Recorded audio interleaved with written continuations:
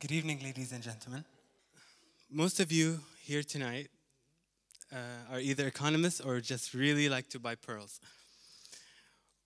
Well, you're in for a treat. The al-Athar al-Islamiyyah is privileged to be lectured by a doctor of anthropology who has dedicated her life to almost 40 years of fieldwork in places such as Morocco, Bahrain, Qatar, Kuwait, the UAE, Oman, Yemen, Sri Lanka, and Bangladesh.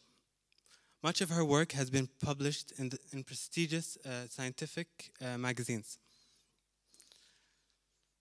She was the research project manager at the Arab World Institute and most of Paris and the Museum of Paris from 1985 to 1991. And since 1996, up until today, the assistant professor in anthropology at the French National Museum of Natural History. Tonight, she will be sharing her knowledge on the Oriental pearl in the maritime trade. Without further ado, please give a warm welcome to Dr. Anie Montigny.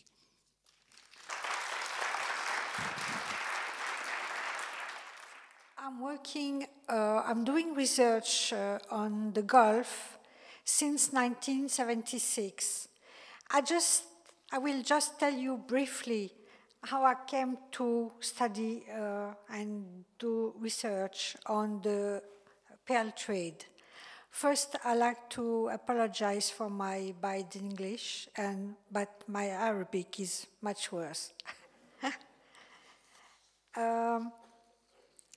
So in fact, I did fieldwork first in Qatar and doing for my PhD, and I did my PhD on one Qabila, a tribe, a Bedouin tribe, and because they were also pearl diver from time to time, so I came to reconstruct all the system of pearl diving, and slowly I got much more involved also in the commercial activity. Not myself, of course, but in the study of the commercial activity. And with the occasion in some years ago, maybe in 2007, it was an exhibition on pearl at the Museum of Natural History. And suddenly I realized that I never published something, more important about pearl diving, that I have so much knowledge, I think now. So finally, I decided to write a book. So this is what I am doing actually. It took me 2 years to collect most of my documentation. For that, I did also more extra fieldwork, so in the Gulf, and also in Sri Lanka, where I found the old place where they used to dive. I went to Bombay to meet also old merchants, and even merchant actually. So I have new data.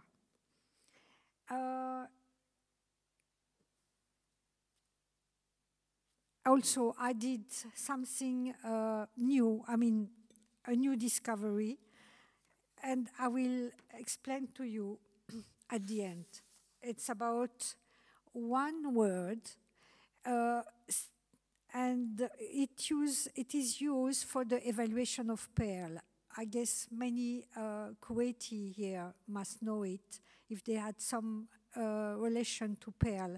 This is the word cho, for evaluating the pearl. So I found the origin of the word, and I published it also a few years ago. So first, I want to tell you a few words about the difficulty for studying the maritime pearl trade.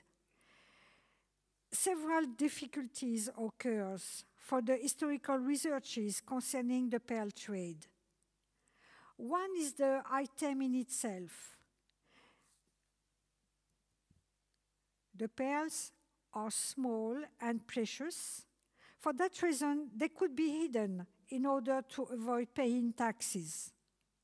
I found amazing description of Persian Shahbandar from the other side of the Gulf, who used to take search on the travelers and see if they had anything precious on them. And in some places, when a diver found a large pearl, it was the custom to deliver it to the local share.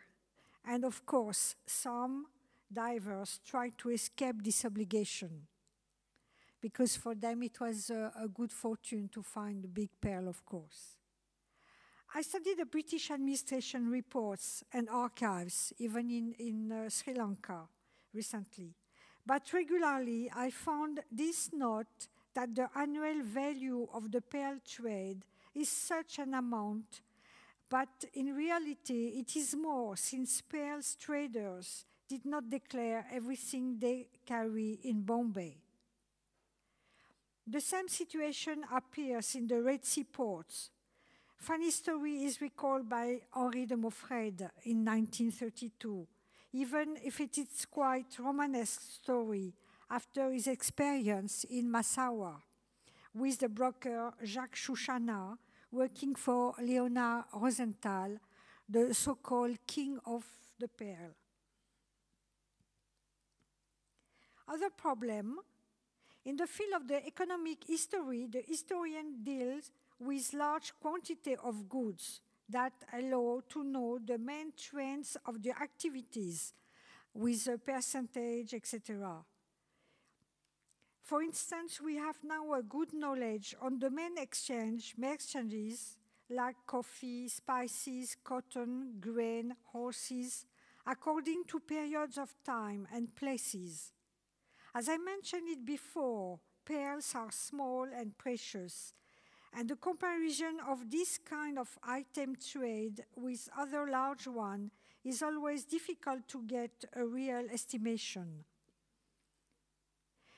It is a detailed work and related not only to profit, as one Indian jeweler told me, but also related to the symbolic value, also to the fashion in a period of time. So it's why it's very difficult to get a real idea of the quantity of pearl trading, etc.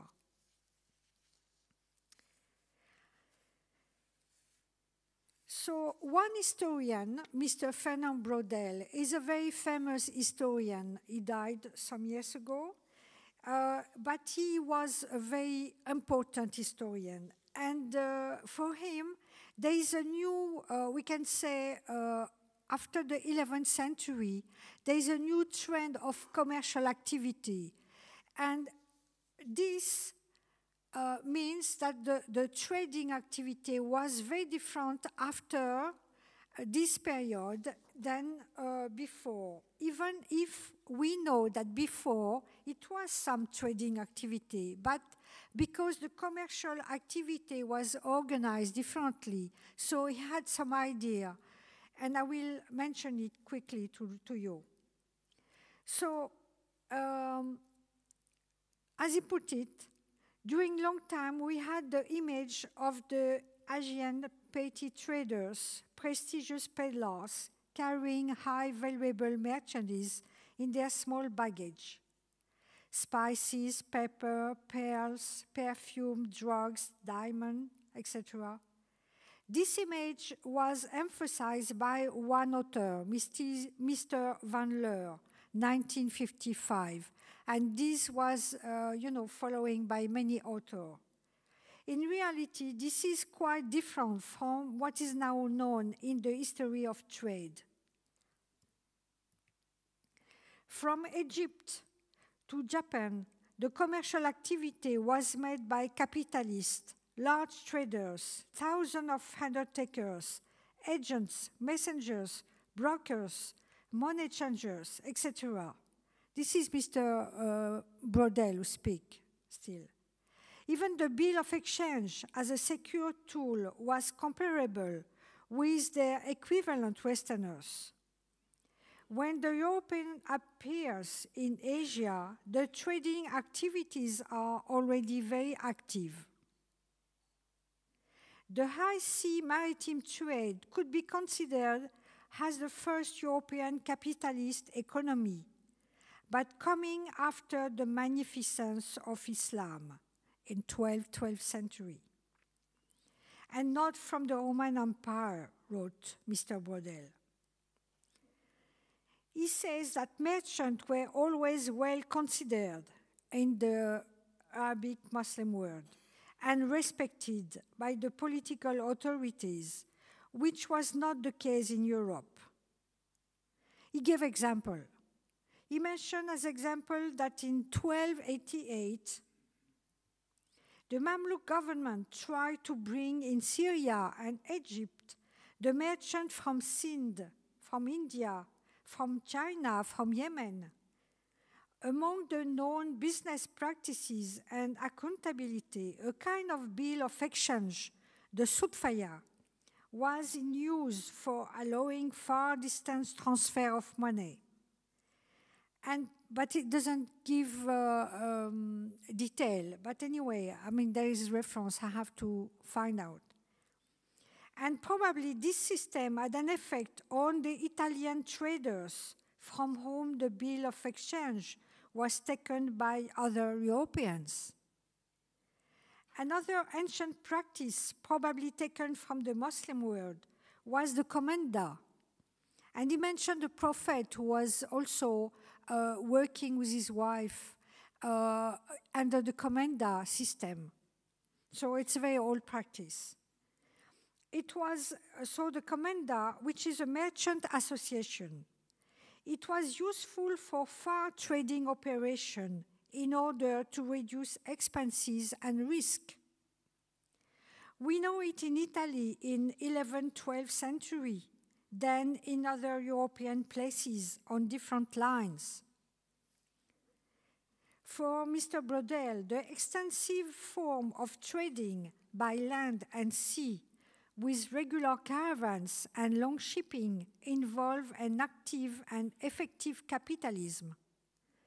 He adds that everything was already well organized in the Muslim world, with cooperation, guild, but change for the worse was approaching the European situation with new form of hierarchy and the development of a monetary economy.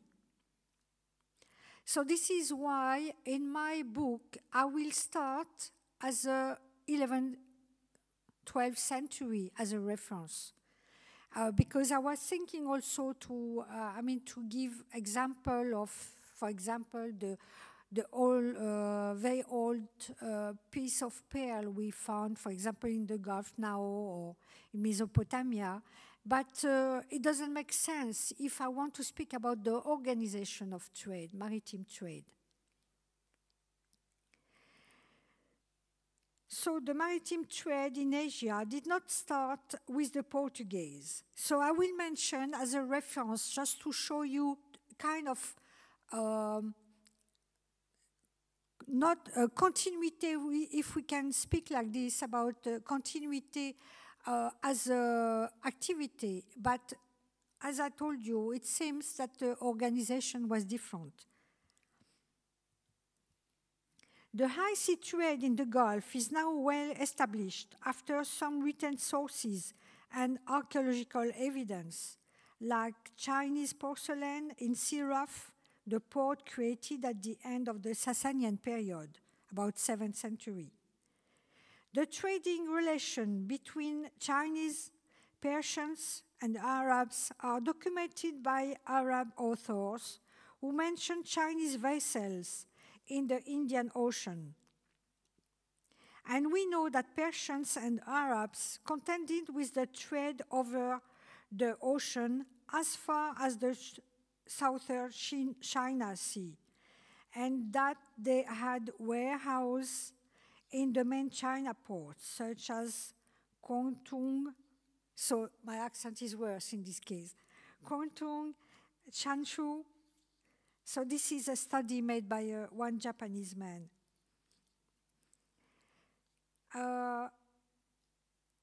So this author, Yamamoto, set the example of the Arab text dated 851 called Observation on India and China. And this text was supposed to be from Mr. Suleiman, but from long time we believe in this, but it seems it's wrong. Anyway, the text says, Concerning the vessel's place of call, the story goes that most of the Chinese boats were taking the freight coming from Basra, Oman, and other places in Siraf. As example, so we are coming to the period I'm interested in, especially. As example, in 1128, after the author Xu Zhukua, who never moved from China, but he reports a lot of interesting things. So from China, we know that the main profit for the imperial Chinese government came from the taxes put on the imported products and the resale upon tributary countries' offering. Among the imported goods at that time, we found spices, drugs, fabrics, precious stone, ivory, rhino horns from many places. Also roses from Ispahan, myrrh from Marbat in Oman, frankincense from Hadramaut, ambergris from Eritrea. So boats, ships were going far already. The exported merchandise were not so various. It was mostly silk fabric, porcelain, coins in gold, silver, and copper, and iron tools. From that time, we have porcelain archaeological remains all around the Indian Ocean coast, like in India, Sri Lanka, Iran, Gulf country, East Africa, Madagascar. In fact, we can follow the porcelain, pieces of porcelain all along the coast already. From the period mentioned by Mr. Brodel, between 1000 and 1200, two ports, one after the other, dominated the sea lanes of the Gulf. We have Siraf and Kish. It seems that the collapse of Siraf came after the economic decline caused by events in Iran and Iraq and by the diversion of trade from the Gulf to the Red Sea. As a result, a big part of this emporium, Siraf being an entrepot for caravan and ships, was taken by Kish and Jeddah and persuaded many merchants to transfer their business in Sohar, in Oman. This is very common for the merchant. When problem occurred, they moved to the new place for developing trade. Idrisi, in 1154, mentioned how rich was Kish, for the island contains garden, cattle, sheep, vines, and pearl fisheries. And we have similar evidences later on until the island was taken by the ruler of Hormuz in 1229, who became the leading port of the Gulf during the 14th and the 15th century. The prosperity of Hormuz came from its independence and from its merchants who were very active in the inland region of Iran, as well as in the maritime trade. It became renowned in all Asia. Marco Polo writes, merchants come thither from India with ships loaded with spicery and precious stones, pearls, cloths of silk and gold, elephant teeth, and many other wares, which they sell to the merchant of Hormuz, and which these in turn carry all over the world to dispose of again. And among the merchandise coming from the Gulf Coast, it was wheat, barley, dates, and horses from Bahrain and Julfar, the actual Ras Al Khaimah. All sorts of pearls and Arab and Persian horses. The products that were transported between Iran and India via Hormuz included foodstuff, aromatic and medical drugs, mineral water, different metal, textile, jewelry, African and Indian slaves. The surplus of Indian goods was sent to the Red Sea via Aden and then to Europe.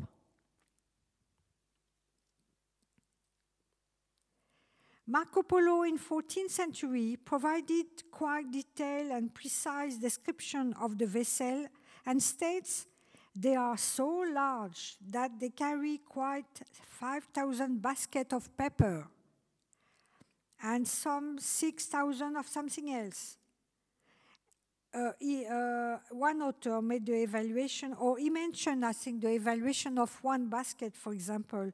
So one basket could be 225 kilos. So imagine with 5,000 baskets on a ship. It was very large. The figure then translates to between 1,520 and 1,860 tons of burden for the large junk and about 300 tons for the smaller vessel. These figures are an indicator of the development of China's maritime trade with South and Southeast Asia. Another traveler of the 14th century, Ibn Battuta, gave statement of the maritime trading development, which goes with better high-sea navigational techniques. When the Europeans appeared in the Indian Ocean, we know from Portuguese evidences that they encounter large local trading vessels. But most of these travelers' evidence don't bring much detail that allows comparison between goods. That means very often they just mention pearls, but not the quantity, as I told you. Turbulence, 17th, 18th century, and the effect on trade. Since the coming of the Portuguese and the Dutch in Asia, we know their main trading activities. The 17th century shows the glory of the company commercial activities under royal chart in the exchanges between Europe and India. It seems that pearls were one possible export commodity, but the trade had to face technical and political problems. Technical was the diving in itself. Travelers' statement and report mentioned the difficulty and the poor profit earning capacity. The Dutch already looking for glass diving bell and something that the English, this is an English invention made in 18th century. The political difficulties came when the traders understand the existing competition between local power, mostly Persian and Muscati power, for example, around Bahrain, considered as the main trading place for pearls. You have to know that when we mention old name, like Bahrain, for example, the reference is different, could be different than today. For example, Bahrain was considered as an area. So it included, for example, we can say even, for example, 19th century, so the islands in themselves, and also Qatar, and also part of Hassa, the west part of Arabia. So geography has history also. The political difficulty when, I repeat it. The political difficulties came when the traders understand the existing competition between local powers, mostly Persian and Muscati. For example, around Bahrain, considered as the main trading place for pearl.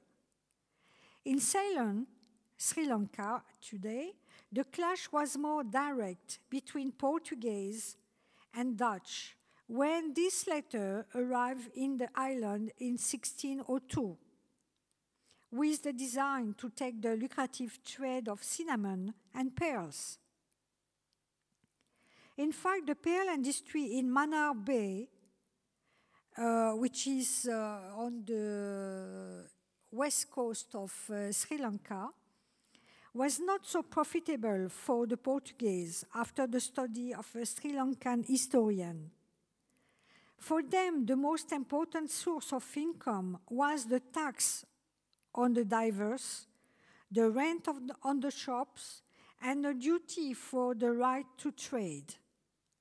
Compared with the large land revenue of the local kings or communities, or indeed of the profit the Portuguese made from the monopoly of cinnamon in Sri Lanka in 1630, the annual revenue derived from the pearl fishery appears trifling. The tendency of the historian of Asia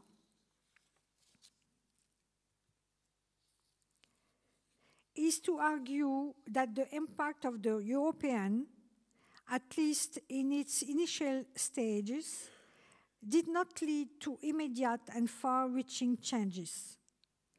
The Portuguese were more tax gatherers than innovators. No changes in the method of fishing and in the organization of fishery, either the Dutch and the British, to my knowledge, introduced changes in the sanitary condition because they understood the effect of epidemic outbreak on the trade. It seems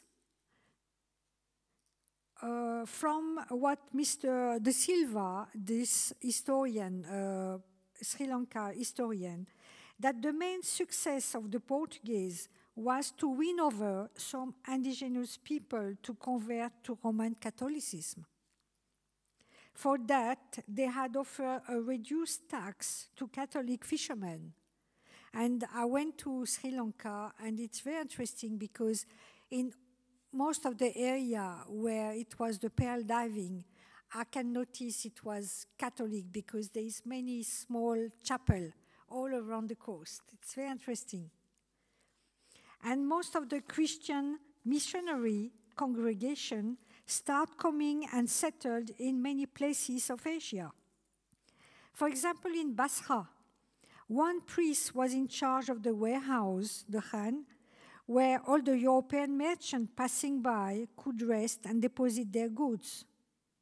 This priest in 18th century was also a French consul, speaking several languages like Spanish, Arabic, and deal with the Ottoman authorities in case of problem with any European merchant passing by. The pearl fishery of Ceylon fell to the Dutch in 1658, thus ending the Portuguese connection.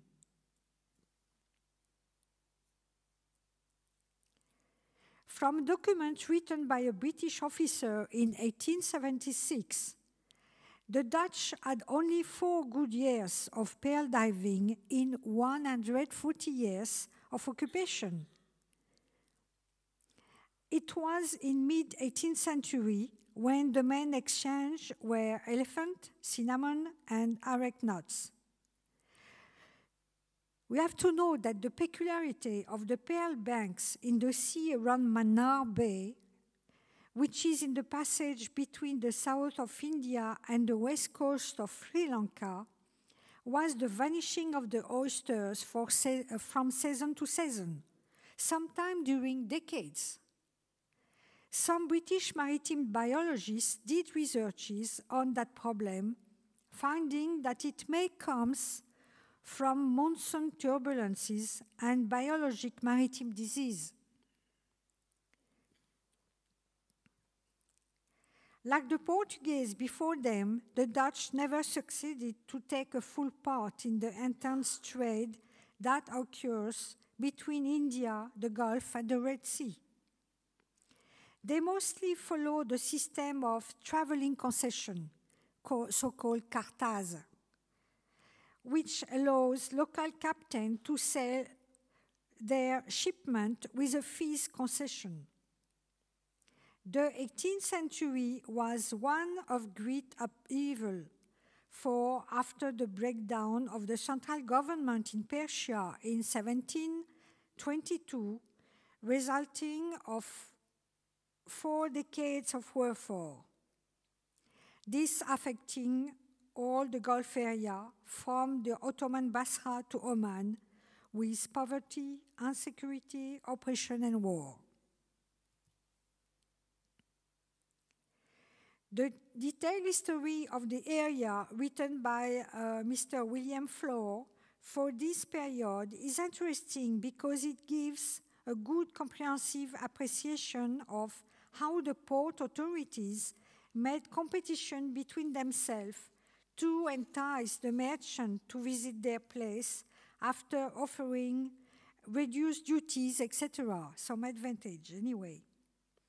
Thus, we can see that Basra remained thriving as the main port for the upper part of the Gulf until 1775, and Bandar Abbas gradually lost its leading commercial role in the lower part after 1750.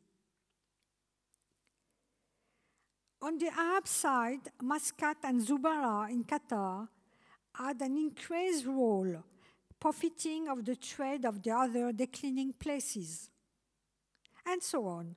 Even smaller ports saw temporary increase in their commercial activities.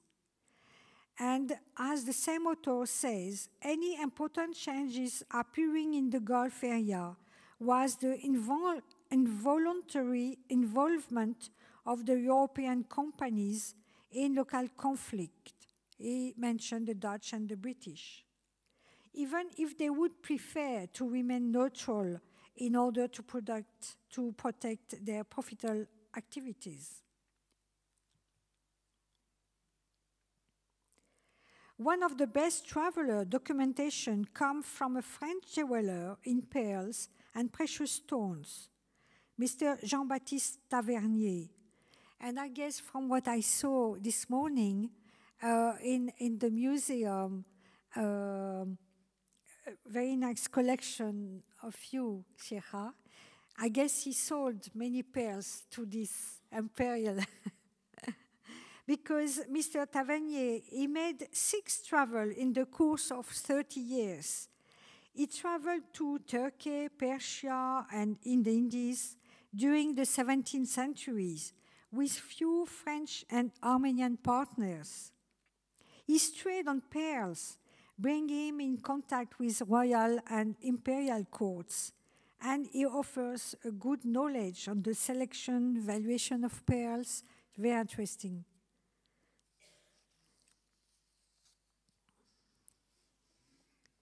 Turbulence, effect on the sea routes.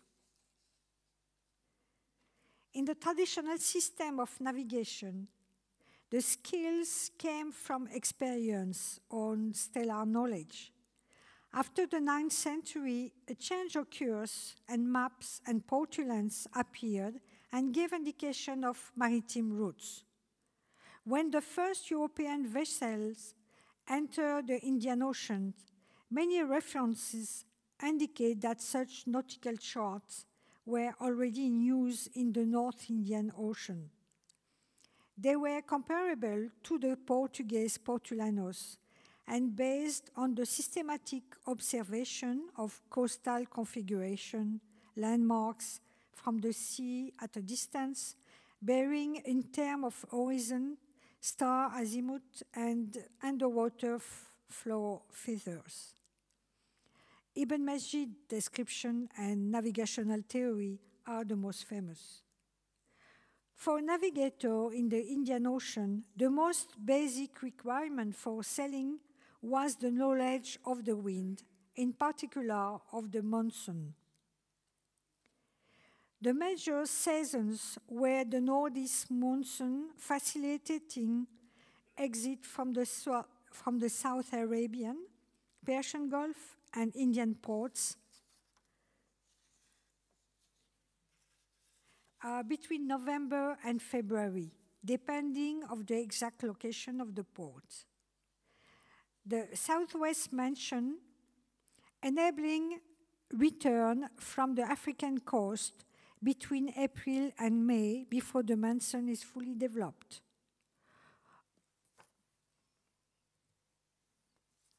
Or at the tail end of the season in August. And the closed season in June and July when sailing in the Western Indian was too dangerous. Only one single round trip was permitted between the Arabian and the Indian coast to East Africa. But the alignment of the coast and the direction of the monsoons blowing along it permitted two-way traffic between India and the Arabian coast.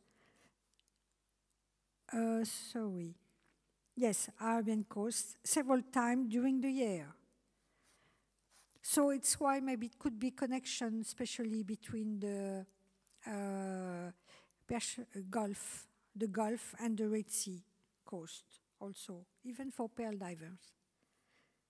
Even we know already that pearl diver used to go from the Gulf to Ceylon.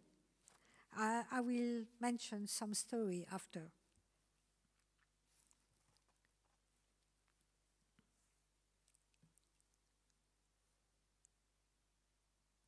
I made a brief map showing the direction of the monsoon wind. Other devices and instruments, compass, for example, 13th century, the compass was created by Chinese probably in 13th century. The camel for the latitude calculation, which is a special device made with a piece of wood to calculate the latitude. The qiyas for star measurement, sextant, 18th century also was. So all these kind of tools are part of the navigational methods, history, and technical. We can see that, in fact, exists technological syncretism that mariners have developed to facilitate navigation. But as Mr. Abdul Sherif put it, these methods included an intimate understanding of the natural as well as human environment to guide a dhow to its destination. The rise of steamer navigation at the end of the 19th century, about 1860, made route easier but brings many changes in the trade with hard competition. The first well-known high-sea routes related to the trade between China and the Gulf are mentioned by the Chinese history taken from Xia Tan's book, 8th-9th century, who was then first minister. He says that after getting over the Strait of Malacca, that's mean on the east coast of India, the vessels headed for Ceylon, Sri Lanka, then to Ceylon on the Malabar coast, west coast of India.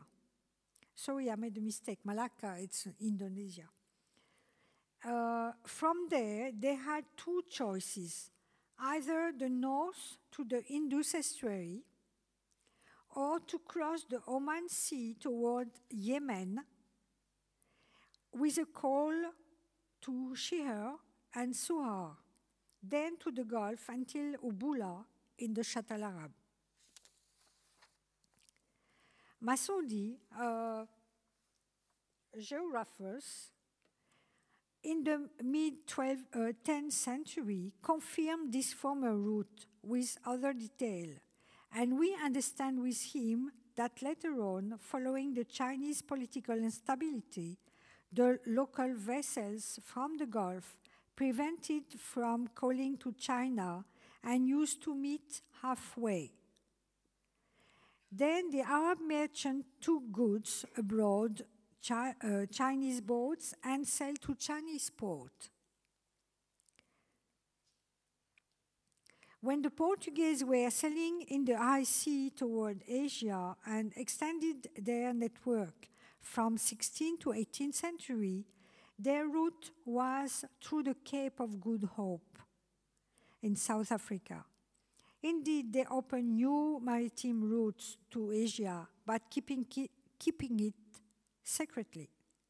This has played a great part in the hard competition with other European powers. More demand and supply for spices created the need for more shipment and induced the merchants to organize themselves into companies with the support of their government. At the end of the 16th century, beginning of the 17th, the long-distance travel entailed new types of vessels with better conditions for long distance, faster, easier to control, and more suitable for large shipment and military protection. At that time, with no problem, it took 7 months for a traveler to go directly, except 1.5 months a rest in the Cape, South Africa, from Batavia in Indonesia to Rotterdam or Hamburg in Germany. As far as the Red Sea is concerned, the Ottoman Turk controlled it from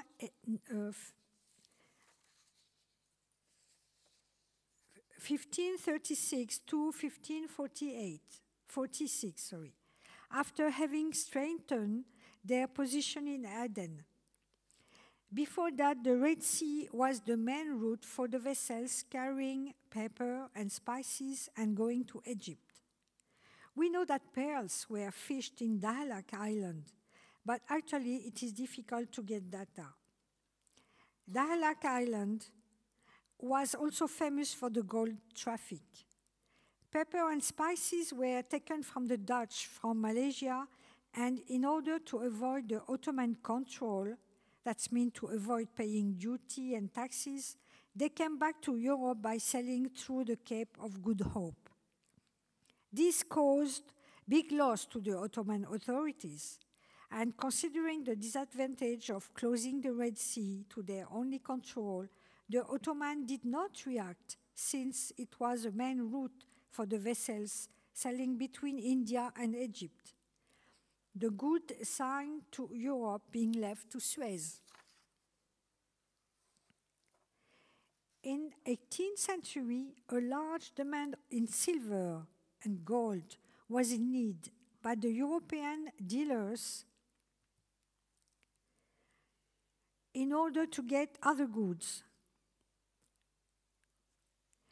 We have an example of an Indian vessel transporting from Mocha in Yemen to Surat 300,000 rupees in gold, 400,000 rupees in silver, and the values of 100,000 rupees of pearls.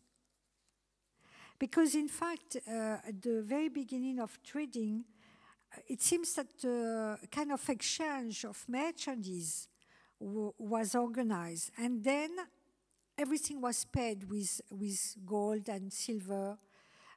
With pearl, I don't think so. I believe at the beginning I thought some merchandise were exchanged with pearl, but finally I don't think so. So I have to dig more. On the contrary direction, the coffee was the main export good, Mocha being at the center. Other harbor being Jeddah, where all kinds of goods arrive from far Asia. Before the opening of the Suez Canal in 1869, the Gulf and the Red Sea roads were two alternative main maritime roads, depending on the events. But the Red Sea, with its numerous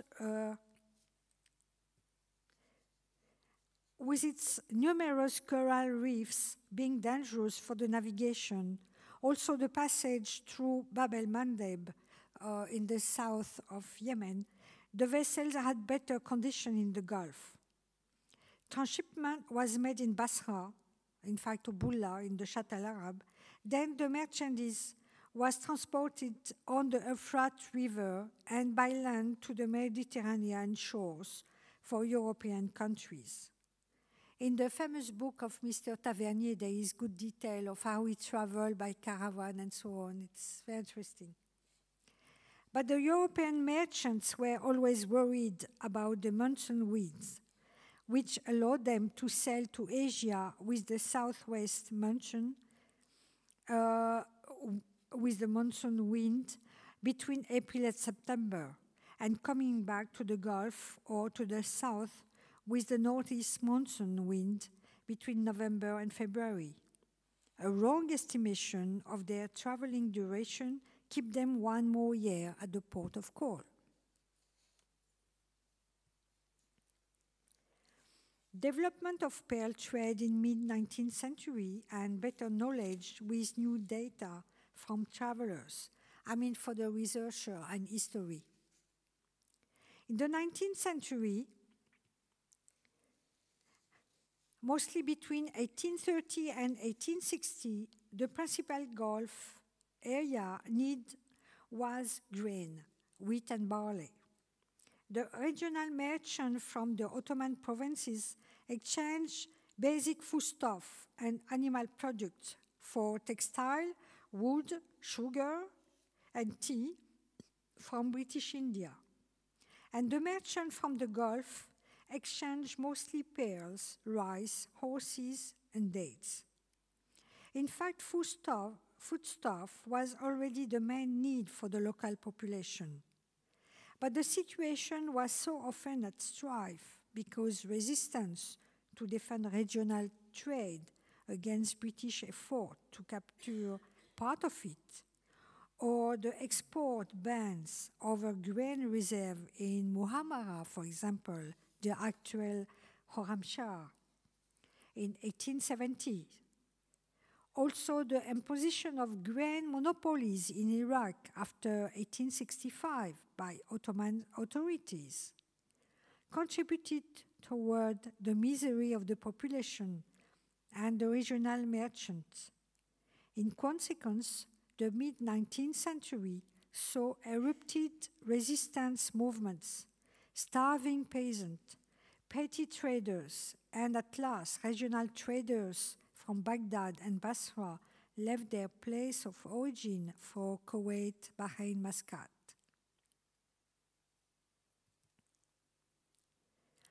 And above all that, many cases of drought, plagues, epidemic outbreaks that caused damages and persuaded merchants to transfer their business from place to place. A situation that we know all along the history of the area with more details from 19th and 20th centuries because we have better written documentation. It's not because nothing happened before, but documentation is, as we can see, very important. This example of the grain trade may help to understand the complexity of studying the pearl trade. We know that the struggle for this kind of supply and its control in lower Iraq and the Gulf was even worse in the period of 1877 and 1898.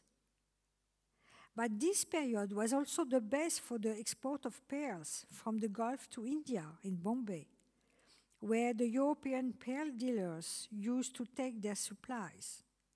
Then it is thought that pearl traders were involved in these difficulties and that practically every commercial undertaking were affected with the event occurring between the Gulf and India.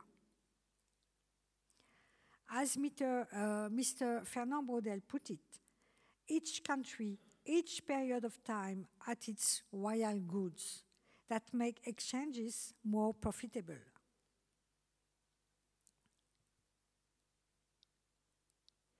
A recent book written by a British historian, made a good analysis, Mr. Onley, made a good analysis of the maritime problem when the British took hegemony of the Gulf after 1819 and 20.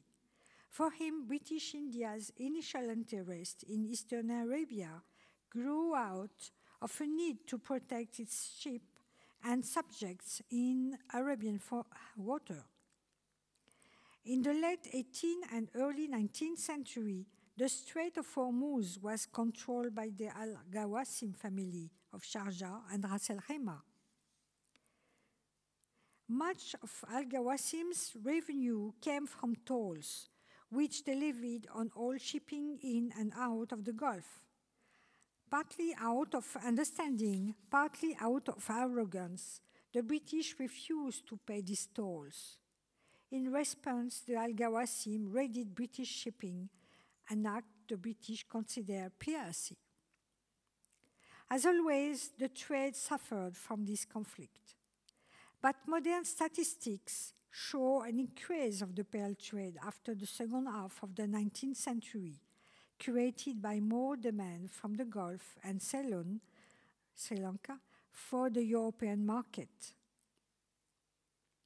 This is very, we have good data in the administration report, British administration report, and also from Mr. Lorimer, who was a former officer also for the, in the British Army. And he made this Gazette of the Persian Gulf, which is a good base of information. The word economic crisis and the introduction of culture, Japanese pearl, bring its collapse in the 1930s. The exchange of goods are not only commercial, as we know, they are also social and cultural one. As the very good example is the word cho, from Tamil origin, still in use today for the valuation of the Oriental pearl. In fact, from a very long time, I was trying to find out what is this word cho, because for me it looks strange. But this word is still used today for the valuation of pearls, because the merchant, local merchant, and even in India, they don't use the carat to evaluate the pearls, they use the cho. So after long search, so I discovered that it's a Tamil word. And in fact, yeah, it's a Tamil word. I mean, and I have, I work with also linguists and this word, in fact, disappeared completely. Even in a paper I found from 1859, even the word, I mean, all the name, for example, of the pearls from Ceylon, the word were written in Tamil language, but only one word remained written in English, was cho. In fact, it seems that already they didn't know how to write it and didn't know if it was Tamil or from other origin.